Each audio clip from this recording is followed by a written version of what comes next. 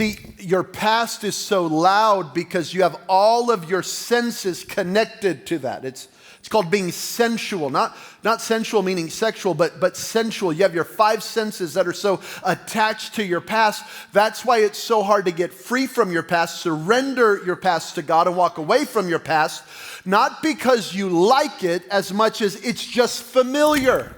It's hard to give God your past because your past has a voice. And your past is very loud. Okay, why is my past loud? Because you are anchored in your past, you're anchored to your five senses. Have you ever walked into a store, into a mall, or into a casino, into a room, into a house? It doesn't matter. You walk in somewhere and you smell it and you go, I know this smell. Yep. What just happened? A memory was connected to your senses. And you're now right there, and you could feel the emotion of it. It could be a food you eat. It could be something you see that triggers you. It could be a song that you hear, and you start thinking about him again.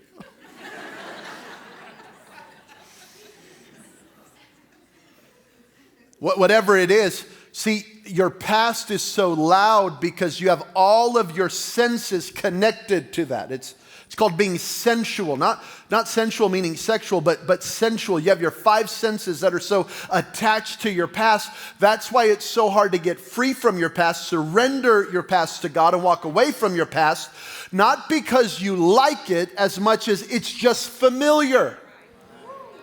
Who's been to New York City in here? Can I see your hand? You've been to New York City? Yeah. You could smell it right now. You could smell that trash, right? You could smell it. You can hear it. Can you hear it right now? You smell those roasted nuts on every corner. You can smell the halal guys doing oh man, I love whatever that thing is, and the white sauce and the red sauce.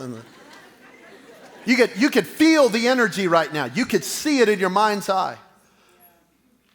Why? Because you've been there, and now all of your five senses start attaching to it. Whether you love it or hate it, it doesn't actually matter.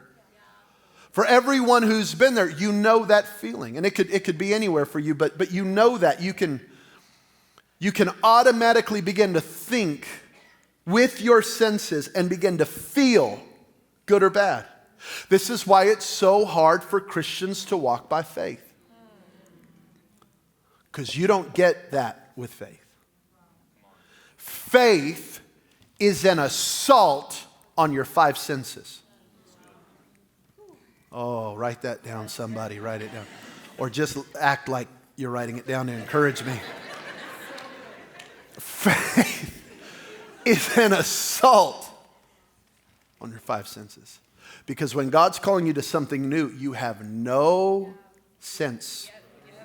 You've never smelt the future, seen the future, heard the future, tasted the future, felt you've never walked. It's all new to you. And so God calls you into this new thing, and it's so uncomfortable. This is why most people will never walk by faith. Most people will never be able to do that. They'll only ever live in the sense realm.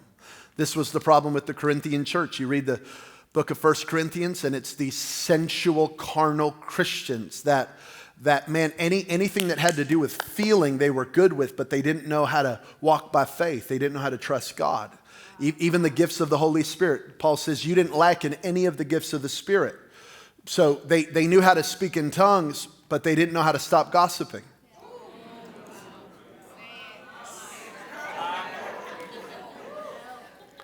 They knew how to prophesy, but they didn't know how to honor their wife.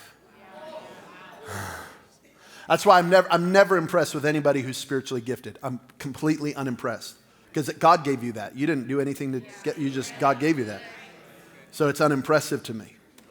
It's actually scary because you can actually think you're your gift. You're not your gift. I ain't my gift. The real Jabin is not this is my gift. My wife just went, yeah.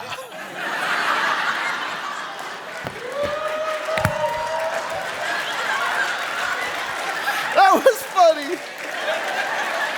That hit me funny. She's like, preach. I'm good to you. I'm good to you. But it's true. This is the easiest thing I'll do all week because it's my gift. I didn't earn it. I didn't pay for it. God gave it to me. That's funny. See, but to walk by faith is an assault on my five senses. Look what God did here, Hebrews 11. It was by faith Abraham obeyed when God called him. So notice that obedience requires faith. Let's just talk about that for a moment. See, God's calling you to do something, and it's going to require obedience, but a lot of us don't even have the faith to obey because we're addicted to the five senses. God called him to leave his home to another land, and God would give him as an inheritance. Watch this. He went without knowing where he was going. That's faith. That's the whole journey of faith. There's an unknown to it. Hey, we got water baptisms coming. Am I going to get wet? Yeah. So. Are people going to see me? Yeah.